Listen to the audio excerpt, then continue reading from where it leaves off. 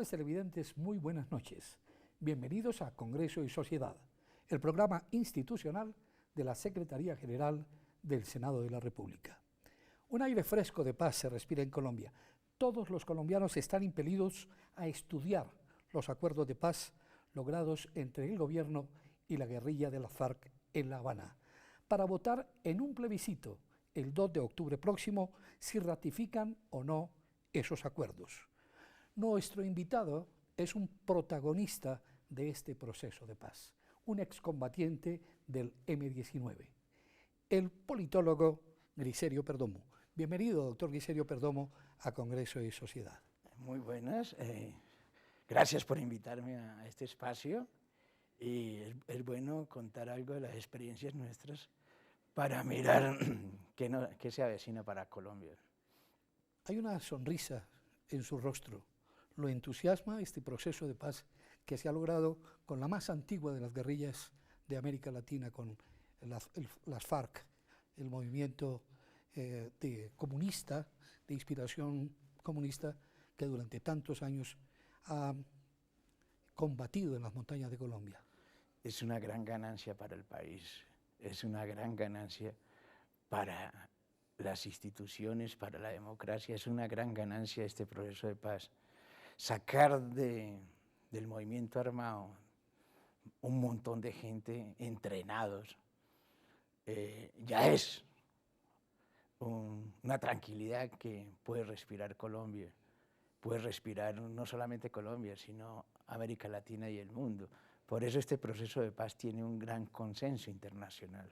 Es decir, no conozco ningún país en el mundo que no esté de acuerdo con que en Colombia tenga paz y tenga un proceso de estos que de verdad tiene mucha cosa importante. Creo que lo vamos a poder lograr en uno de los apartes, que es todo el tema de la justicia transicional, que no es más que la justicia transicional es un modelo irlandés, muy antiguo además, que se ha llamado la justicia restaurativa, y es lograr poner a la víctima, al victimario y al Estado como garante de unos acuerdos.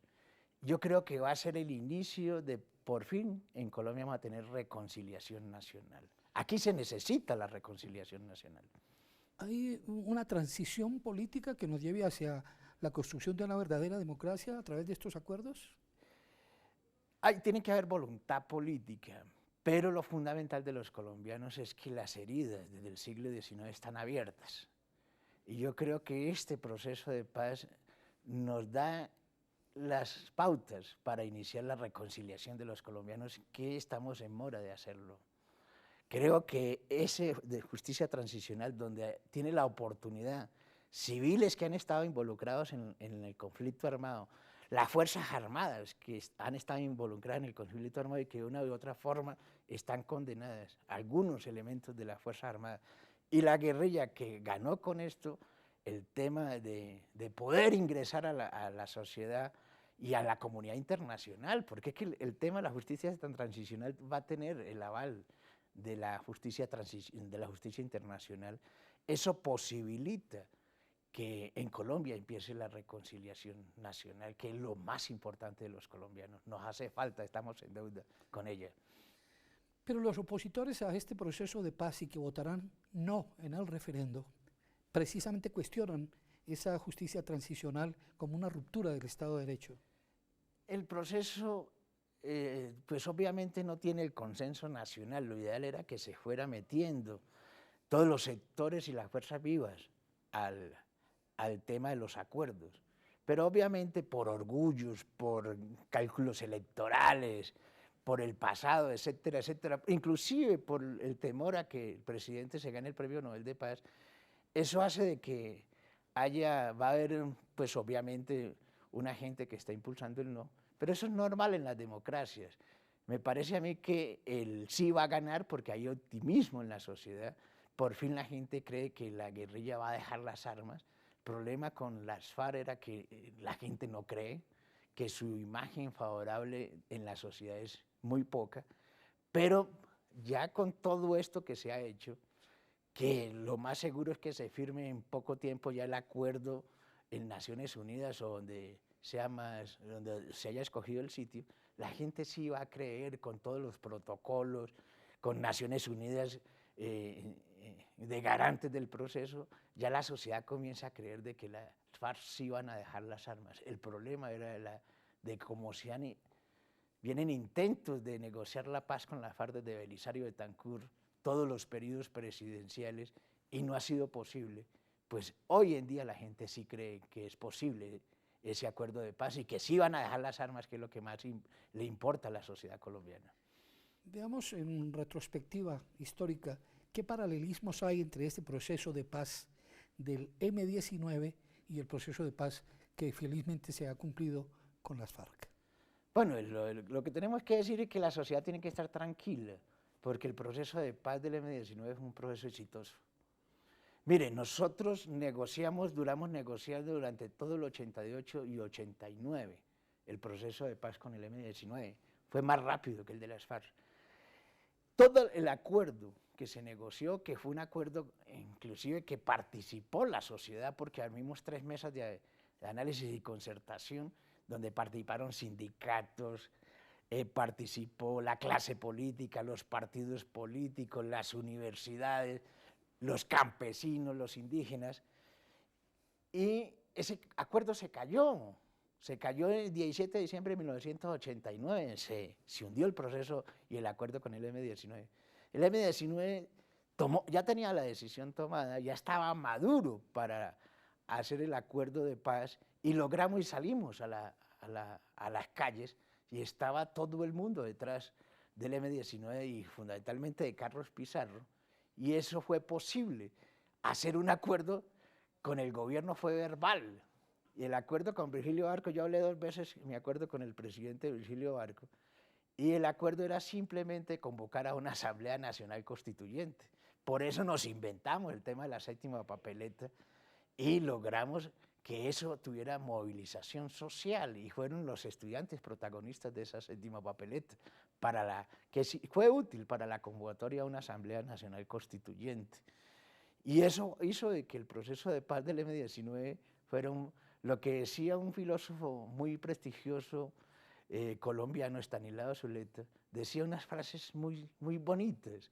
Hay revoluciones que estallan, como la revolución cubana, donde la guerrilla llega en tanque y se toma el poder, pero hay revoluciones que se producen, como la que produjo el M-19 con la convocatoria a un nuevo y un pacto social. Griserio Perdomo, politólogo, es coordinador del acuerdo de paz entre el gobierno y el M-19, aquí en Congreso y Sociedad. Vamos a algunos mensajes institucionales y ya regresamos.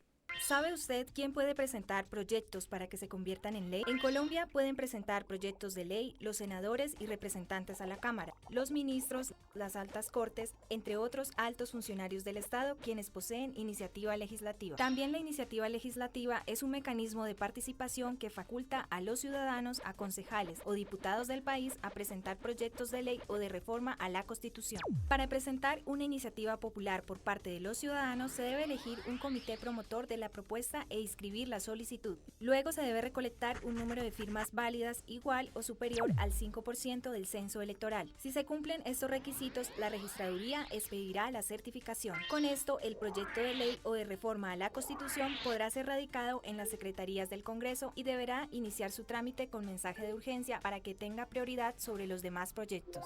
Encuentra más información en nuestro portal web. Canal Congreso. Aquí vive la democracia. ¿Sabe usted cómo se hacen las leyes en Colombia? Según la Constitución y la Ley Quinta de 1992, estas pueden ser estatutarias, orgánicas y ordinarias. El procedimiento se puede dividir en 3 partes: iniciativa, debates y sanción. ¿Quiénes pueden presentarlas? Cualquier congresista, algunos altos funcionarios del Estado y los ciudadanos a través de la iniciativa popular. Después de presentado el proyecto de ley, este debe superar 4 debates en el Congreso. Estos debates inician en una de las comisiones de acuerdo a la temática del proyecto de ley. Luego pasa a ser debatido y votado en la plenaria de la respectiva Cámara. Posteriormente, el procedimiento de debate se repite en la otra Cámara. Al ser aprobado en los 4 debates, el proyecto de ley debe ser sancionado por el presidente para que entre en vigencia y se convierta en ley de la República. Encuentra más información en nuestro portal web. Canal Congreso. Aquí vive la democracia. De nuevo en Congreso y Sociedad con Griserio Perdomo, politólogo y muy conocedor de todos estos temas de la paz que tanto interesan en este momento a los colombianos, cuando estamos enfrentados a un plebiscito en el cual se ratificará o no el acuerdo que ha logrado el gobierno de Juan Manuel Santos con la guerrilla de las FARC. Me llamaba la atención en el segmento anterior que usted nos hablaba de que la séptima papeleta que permitió la convocatoria de una Asamblea Nacional Constituyente nace en el M-19. Nosotros fuimos impulsores es más, gran parte del texto de la séptima papeleta salió de Santo Domingo.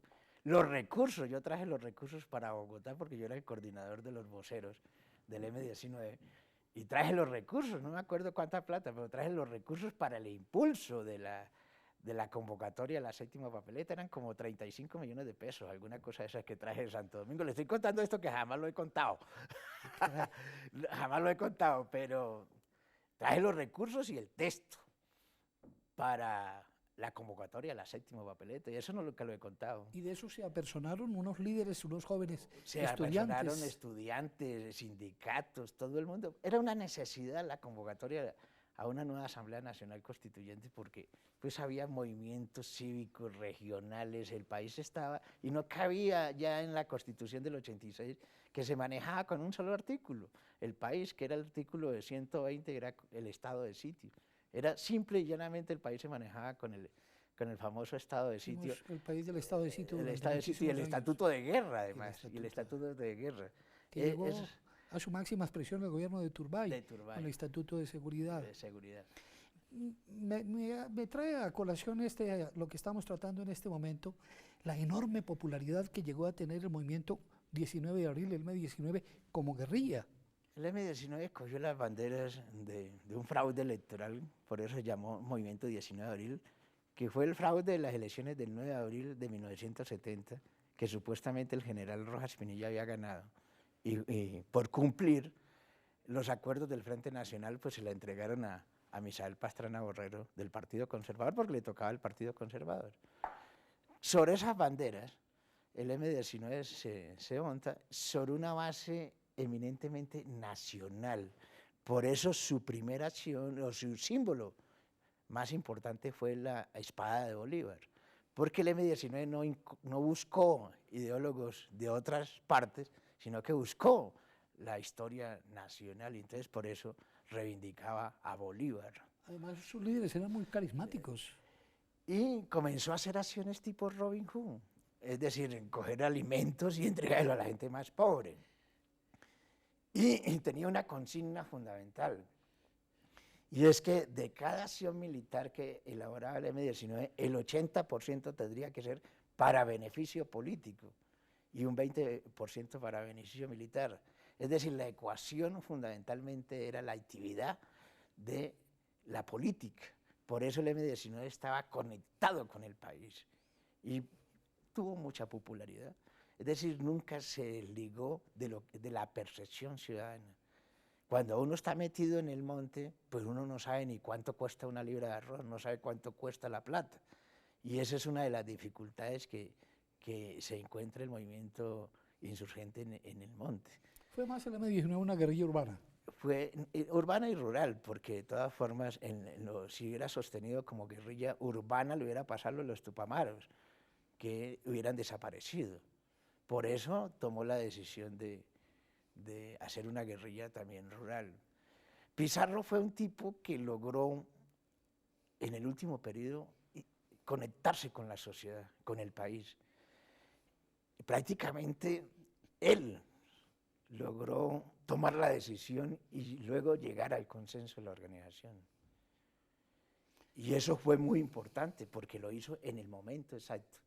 Es decir, Pizarro logró identificar de que las armas, la inutilidad de las armas para buscar una solución negociada en el país era más que urgente, que las armas lo que producían era más daños que beneficios. Y Pizarro estaba convencido de que el tema de la negociación política había que hacerla o hacerla pronto. Y logró movilizar al país en torno a eso. ¿A qué factores atribuye usted el asesinato, la eliminación de Carlos Pizarro? Es un crimen de Estado. Obviamente tienen que ver los carteles de la droga y tienen que ver las instituciones del Estado y la clase política y empresarial. Porque le dio susto. Por primera vez iba a ensayar el tarjetón electoral y Pizarro, con la figura que tenía, el carisma que tenía, podía dar una sorpresa en Colombia. Es decir, nomás con que el voto femenino hubiera ganado la presidencia de la República. ¿Ustedes pensaban seriamente en que podían ascender al poder en estos momentos? Pizarro, yo hablé con el hombre días antes de que lo mataran y decía, si le dan un año, logra hacer grandes transformaciones en la sociedad, porque creía mucho en su capacidad de liderazgo, creía demasiado en su capacidad de liderazgo. Y era cierto, ¿no? Uno andaba con el hombre y eso era... El hombre nunca se ha llenado la plaza de Caicedo como la llenó Pizarro, la plaza Alfonso López de Valledupar. Iba para Barranquilla, en Barranquilla iba a ser el fenómeno total. De verdad, Pizarro era un fenómeno político, electoral en ese momento. En algún momento, Grisserio, las guerrillas de Colombia estuvieron unidas en una coordinadora nacional guerrillera. Usted conoció a los jefes de la guerrilla de las FARC, trató con ellos, conoció sus pretensiones. No, yo nunca estuve... hubo el último encuentro antes de que Pizarro tomara la decisión de hacer el proceso de paz. Yo estaba, y Pizarro estuvo en la Uribe Meta, yo estaba en Popayán, y en Popayán, con el arzobispo de Popayán, comenzamos y le dimos inicio al proceso del M-19. ¿Cómo le dimos inicio al proceso del M-19? Con el arzobispo de Popayán, creando una comisión de diálogo en el departamento del Cauca, y luego se convirtió en una comisión de diálogo nacional, y logramos involucrar los políticos de Popayán, logramos involucrar los medios de Popayán, y en ese tiempo existía un plan nacional de rehabilitación, y allá eran puras mujeres, y ese plan nacional de rehabilitación, más la clase política caucana, más la iglesia, más la sociedad caucana, dio la posibilidad de que esa comisión de diálogo tuviera repercusiones de orden nacional, y la guerrilla le abriera las puertas. Los campamentos le abrieron las puertas a todos, y ya se volvieron campamentos llenos de gente, de comunidad, hablando con la sociedad en toda su extensión. Y Pizarro, al ver eso, toma la decisión el 10 de enero en Ortega, Tolima, de firmar el acta de intención a la paz. Eso estamos hablando del 88. Pizarro toma la decisión el 10 de enero en el 87 en Ortega, Tolima. La paz, un tema que domina la preocupación de los colombianos, preocupación que ya ha dejado de serlo, en cierta forma, con la firma de este acuerdo con la guerrilla de las FARC. Grisserio Perdomo, aquí en Congreso y Sociedad. Vamos a unos mensajes institucionales y ya regresamos para nuestro segmento final. ¿Sabe usted cómo está conformado el Congreso de la República? El Congreso de la República está conformado por 2 cámaras, el Senado con 102 miembros elegidos a nivel nacional y la Cámara de Representantes compuesta por 166 integrantes elegidos en los departamentos. A su vez, el Congreso está dividido en 7 comisiones constitucionales que se especializan en temas para facilitar el trámite legislativo y de reforma constitucional. Entre los temas más relevantes que tratan las comisiones son la Comisión Primera, Reformas a la Constitución y Derechos Fundamentales. La Comisión Segunda trata temas internacionales y de seguridad nacional. La Comisión Tercera, Impuestos y Crédito Público. La Comisión Cuarta, Presupuesto. La Comisión Quinta, Temas Agrarios y de Medio Ambiente. La Comisión Sexta, Servicios Públicos, Educación y Cultura. Y la Comisión Séptima, Salud y Vivienda. Encuentra más información en nuestro portal web. Canal Congreso. Aquí vive la democracia. Regresamos a Congreso y Sociedad con el politólogo y excombatiente del M-19, Grisel Perdomo. Hay una gran inquietud, fundamentalmente entre los opositores a este proceso de paz con la guerrilla, en torno a la llegada a estos escenarios democráticos como el Congreso de la República de líderes de la guerrilla de las FARC. ¿A usted qué concepto le merece esa preocupación? No, pues obviamente es normal que la gente se preocupe y toda esa cosa, pero nadie se va a meter a una lucha armada si el sueño de él es hacer política. Entonces, lograr que lleguen a los espacios de la discusión política, porque usted deja las armas para hacer una confrontación política y conseguir votos. Eso es lo fundamental del proceso de paz. Y me parece a mí que es una necesidad de que se hubiera negociado una favorabilidad política, porque usted necesita construir un partido político. Usted está en armas, luchando por una sociedad supuestamente, y llega a la actividad a reincorporarse, a aceptar. Es que usted como combatiente no acepta las leyes ni la Constitución. Usted cuando llega y hace un proceso de paz, usted tiene que aceptar las Fuerzas Armadas, sus Fuerzas Armadas, tiene que aceptar la Constitución y la ley, que creo que es lo más difícil, que un tipo que ha estado por fuera de la ley lo entienda. Tiene que aceptar la Constitución y la ley. ¿Y qué es lo que hace la Constitución y la ley? Para llegar al poder es por medio del voto, por medio de las urnas. Y eso es lo que necesitamos en Colombia. De esos 5 puntos acordados en La Habana, que usted seguramente los ha leído Todos. a profundidad, ¿qué aspectos interesantes tiene para rescatar y que apunten hacia una nueva democracia, hacia una sociedad nueva, hacia la construcción de una sociedad más igualitaria? Pues me parece muy importante la parte de tener unos 250 municipios que están en el siglo XIX, trasladarlos al siglo XXI. Es decir, la inversión que necesitan los municipios, me parece que el acuerdo en eso es acierto. El acuerdo acierta en la voluntad política de combatir los cultivos ilícitos y acabar, o sea, quitarnos el estigma de la droga para siempre los colombianos. El acuerdo acierta en la justicia transicional, como le decía ahorita. Es el punto de inicio de lograr profundizar una reconciliación de los colombianos que la tenemos atrasadas desde la historia republicana nuestra. El acuerdo acierta en el tema de las víctimas, porque es un acuerdo que está de primero las víctimas. Y en este país pues, tenemos más de 8 millones de víctimas. Y en eso tener en cuenta en un acuerdo de paz las víctimas es algo novedoso en el mundo. El acuerdo acierta en el tema del cronograma y la dejación de las armas. Y el acuerdo acierta en algo que el país tiene experiencia, en todo el tema de la reinserción y la reincorporación. Porque todo acuerdo de paz termina en 3 letras. Dejación, desmovilización y reinserción, DDR. Y en eso terminó el acuerdo. Y en eso me parece a mí que se acierta. Y Colombia viene haciendo procesos de paz desde el 57. Y ahí hay mucha experiencia acumulada y hay lecciones aprendidas. Mire, la mejor experiencia de los acuerdos de paz que se hicieron en la década del 90, ¿qué quedó de todo eso que se hizo? Lo mejor fueron unos programas educativos.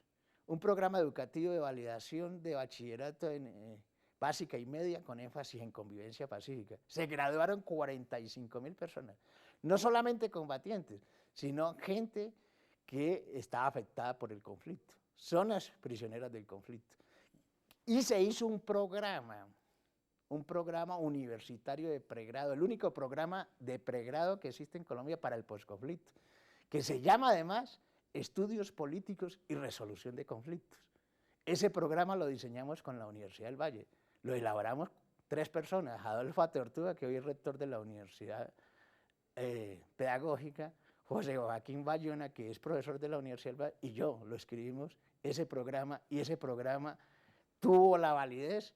La primera cohorte de ese programa fueron 32, de los 32 hay como 15 doctorados, hay 28 especializados, hay más de 20 maestrías, etcétera, etcétera, etcétera.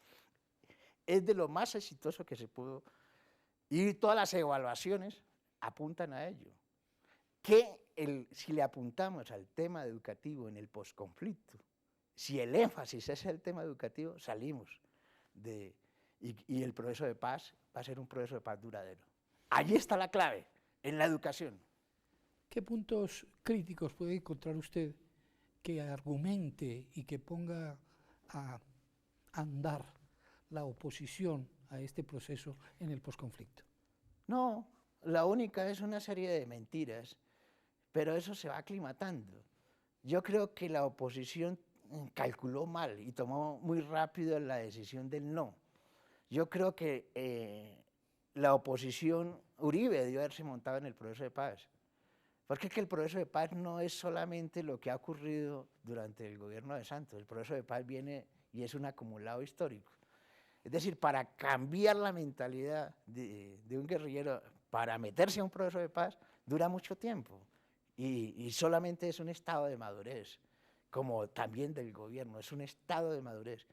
Hay una confrontación armada que hizo el presidente Uribe que hay que reconocerla, que fue muy fuerte, con todo lo que produce una confrontación armada. Pero hay que reconocerle al gobierno de Pastrana el Plan Colombia, el fortalecimiento de sus fuerzas armadas. Es decir, no se puede tener aislado y hacer una evaluación del proceso de paz unilateralmente solamente de un periodo. No, hay muchos periodos. ¿Sí? Inclusive con el ensayo que hizo Belisario Betancur con la Uribe Meta y con la conformación de la Unión Patriótica, el genocidio en la Unión Patriótica. ¿Por qué se demoraron tanto en negociar las FARC? Porque hay un antecedente, que acabaron un partido político a punta de bala, a punta de plomo, liquidaron. Por primera vez ocurre eso en el mundo, no había ocurrido en ninguna parte del mundo. Y eso hizo que se demorara más esta negociación con las FARC. Entonces, hay que reconocer, yo creo que la oposición y el uribismo se adelantó en tomar la decisión del no. Ellos debieron de haber montado en el sí, porque es también victoria de todo, y de Pastrana, de Uribe, de Belisario Betancur. Belisario afortunadamente se montó en el sí. Lo reconoció en su discurso el día de la firma del acuerdo el presidente Santos en su alocución. ¿Usted cree, finalmente, Griselio Perdomo, que va a triunfar el sí? ¿En qué proporción va a triunfar y por qué debe la gente votar sí en el plebiscito? Yo creo que ya hay entusiasmo. Antes yo lo veía muy raquítico la cosa, la gente no creía. La gente lo que necesitaba era una certeza de que las FARC se iba a concentrar, no iba a ocurrir otro caguán y que iban a dejar las armas. Hoy tiene la certeza el país de que eso sí es así y veo que hay optimismo por el sí y yo creo que va a ser una... Va a ocurrir lo que ocurrió en el plebiscito del 57. La gente primero va a salir a votar mayoritariamente, es decir, va a haber una votación muy importante en Colombia, o sea, la abstención va a haber menos abstención. Segundo, la votación por el sí va a ser mayoritaria, obviamente porque la gente quiere la paz y la gente está cansada de la guerra. En las zonas de conflicto la gente mayoritariamente vota sí. Y en las grandes ciudades donde casi no se ha vivido el conflicto, la gente ya está entendiendo, leyendo los acuerdos, haciendo pedagogía por los acuerdos, dice, sí, hay que darle esta oportunidad a los colombianos y empezar la reconciliación nacional, que es lo que necesitamos. Muchas gracias, profesor Griselio Perdomo, por su presencia aquí en Congreso y Sociedad. A ustedes, mil gracias por haberme invitado. La paz, un bien supremo y el deseo de todos los colombianos. A ustedes, amables televidentes, los invitamos a contactarnos a través de nuestras redes sociales. Los esperamos aquí en Congreso y Sociedad en una próxima oportunidad.